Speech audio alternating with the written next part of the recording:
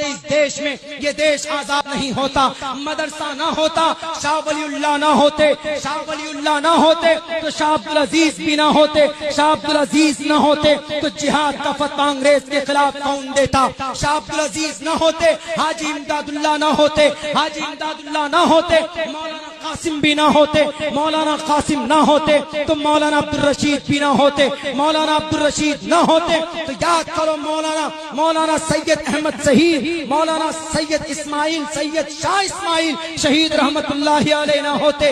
یہ اکابر اگر نہ ہوتے تو اس دیش میں 1831 میں دوسری قربانی انگریز کے خلاف 51 لوگوں کی, ان 1831 میں بالا کوٹ کی پہاڑی پر کون انگریز کے سامنے میں جاتا؟ یہی ٹوپی اور داڑھی والے تھے, قرآن پڑھنے والا. 1799 میں اگر مدرسہ نہ ہوتا تو اس دیش کا تمام تنہا یودھا ٹیپو سلطان بیک وقت دونوں ہاتھوں سے تلوار چلانے والا, میں قسم کھا کر کہنے کے لیے تیار, پوری دنیا میں سے کوئی یودھا دکھا دو جو ایک ہاتھ سے بیک وقت دونوں ہاتھوں سے تلوار چلاتا ہو اپنے ملک کے لیے. اگر تاریخ نے کسی کا نام نوٹ کیا ہے تو اس یودھا کا نام ٹیپو سلطان.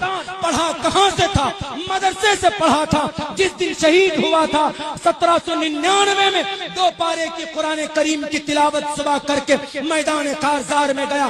اگر مدرسہ نہ ہوتا ٹیپو سلطان نہ ہوتا, اگر مدرسہ نہ ہوتا ہمارے علماء نہ ہوتے, دارالعلوم دیوبند نہ ہوتے, مولانا قاسم, مولانا شیخ الہند نہ ہوتے, شیخ الہند نہ ہوتے, تحریک ریشمی رومال نہ آتی, شیخ الہند نہ ہوتے, مولانا عبید اللہ نہ ہوتے, اگر شیخ الہند نہ ہوتے مولانا شیخ الاسلام سید حسین احمد مدنی نہ ہوتے, اگر حسین احمد مدنی نہ ہوتے, کون حسین احمد مدنی؟ مولانا ارشد مدنی کے ابا, مولانا اسد مدنی کے ابا, مولانا محمود مدنی کے دادا. اگر یہ نہ ہوتے انگریز کے خون کو ٹھنڈا کرنے والا کوئی مائے کا لال نہیں تھا. اگر مدرسہ نہ ہوتا تو 65,000 علماء کرام سولیوں پر نہ لٹکتے. مدرسہ جلانے والوں